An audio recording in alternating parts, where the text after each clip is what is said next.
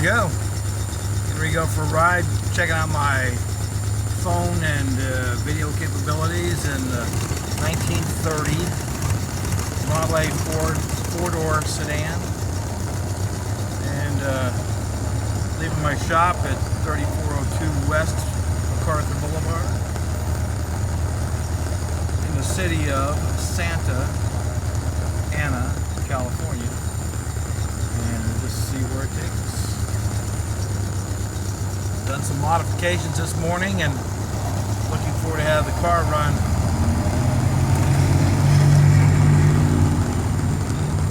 a little better than it did in the past.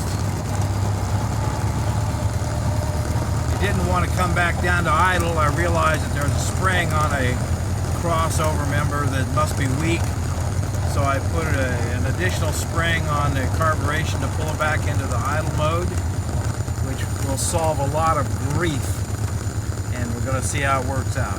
So that's what I'm doing. Yes, driving around the park here, because if it breaks or craps out or anything that makes your rear end pucker, I can park it without threat of being towed away or any other kind of grief. So this is a testing ground, place where I can take a half-a-mile lap per trip, half a mile around the park, and feel like I'm in less jeopardy. Now, whether I'm in more jeopardy or not, I don't think that's debatable, because of less jeopardy. And I can always retrieve the car via chain and pull with something else, or push, but I'm not in jeopardy of being in the middle of an intersection on an open road. So it's going to take a little while for me to get used to it and agree with it, and most importantly, trust it. However, right off the bat, I think it's going okay. See what happens. This car was purchased from a very nice man by the name of Ray Eves in Michigan, and sent to Tulsa, Oklahoma, where I was at that time residing on my brother's acreage. A lot of it was, that acreage is non-sophisticated, as in there's trees and shrubs and bushes and dirt roads, which is what this car was actually made for. When they built this car in 1930, to the best of my knowledge, until otherwise chained or convinced otherwise, out on the road now, was about 5,500 miles of paved roads in America, and the speed limit, the national speed limit, had just been changed from 25 to 35 miles per hour. So rolling in third gear at 20 miles an hour is pretty slow, and just see what happens. Throwing a little wider loop around the see how it runs area.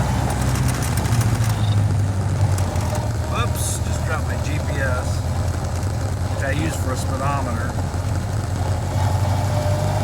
That's it.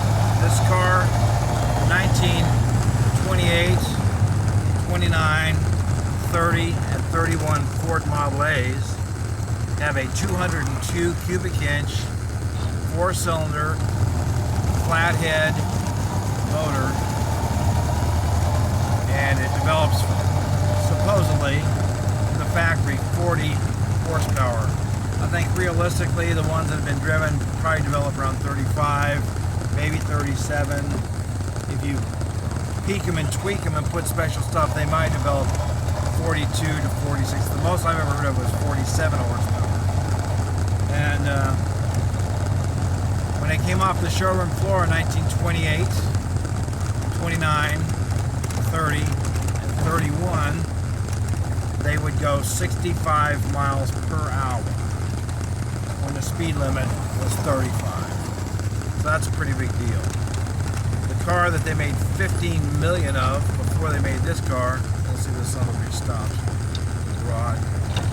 Completely ignorant of what she's doing. No, she didn't pass the test, I guess. Figure out who has the right of way. What's new? Apparently nothing. So anyway, they made 4.8 or 5.2 million Model A Fords. Put it in a hole, honey.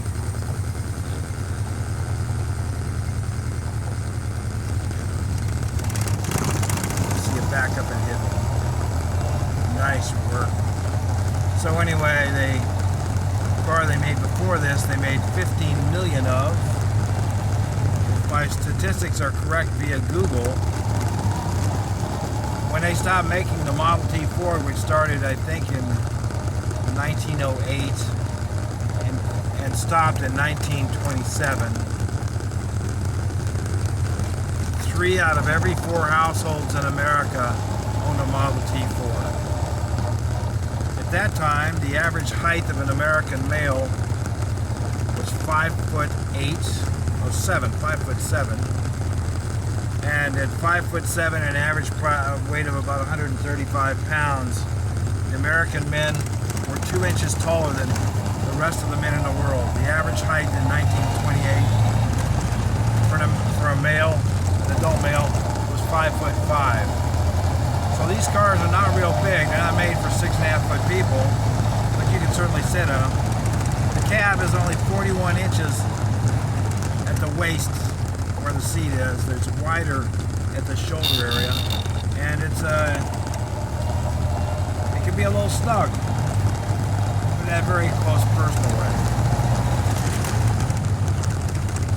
So right off the bat, my observation is that I'm having the results, the anticipated results of this spring that I put on to pull the carburetor back into a pull the carburetor back into a idling position has worked. And with that working, at the very least, it makes the anxiety of whether the thing's going to die in idle, because I can adjust the idle now because I know where it's at.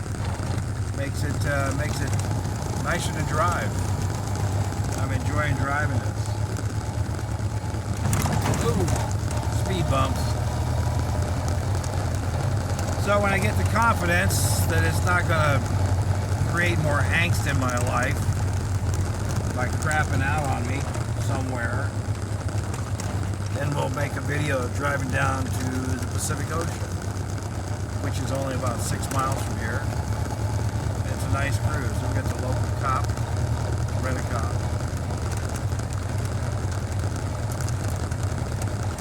Commercial zone. You can drive around the commercial zone and it's okay. Gives you the opportunity to test things out. Right off the bat, I'd say I'm feeling very pleased with how the car is running. You got the distributor advance set in a place that seems to be working.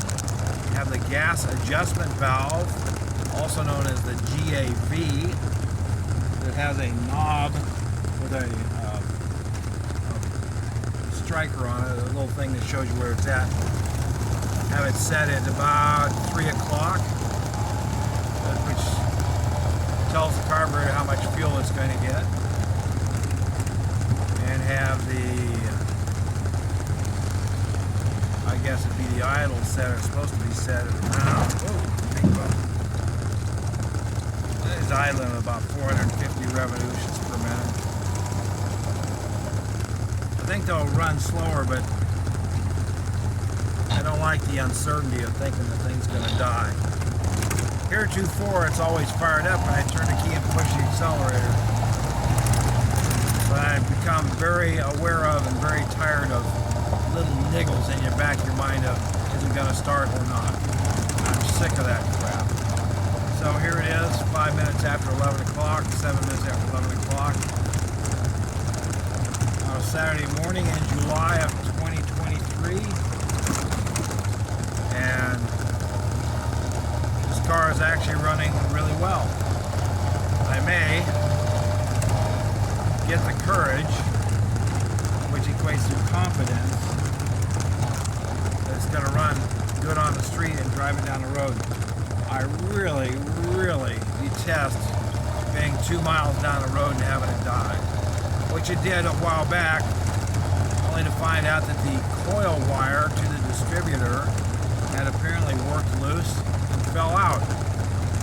That didn't comfort me until I found what the problem was and solved it when I'm in a intersection coming up, second car from the crosswalk in an intersection.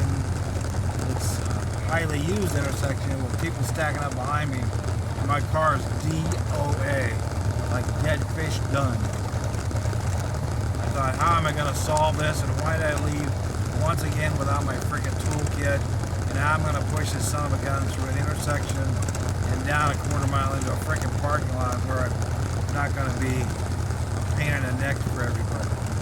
I opened up the right side, the passenger side of the hood, to find the coil wire completely out of the top of the distributor. Put it back in, thinking, well, that's got to be the problem, because that's a huge problem. And the thing fired up and it ran.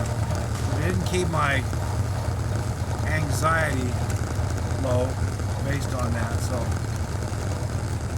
it'd be nice if I could trust this car again. I had an issue where the lug nuts got loose and the freaking front left wheel fell off in an intersection. And I'm oh my God, how could that happen? Well, I guess it happens. So ever since then, it kind of queered me on it. I realized these cars rattle and shake enough for 93, 94, 95, 92-year-old technology that stuff loosens up. In 1930, people just did not drive, 100 miles a day, much less 500 miles a day. A 50-mile trip was a long trip. A 75-mile trip was probably a 2-day trip with a family camping somewhere in between. That's what I've been told by the people that were there in the 1930s and maybe even the early 40s when these cars were a lot in use.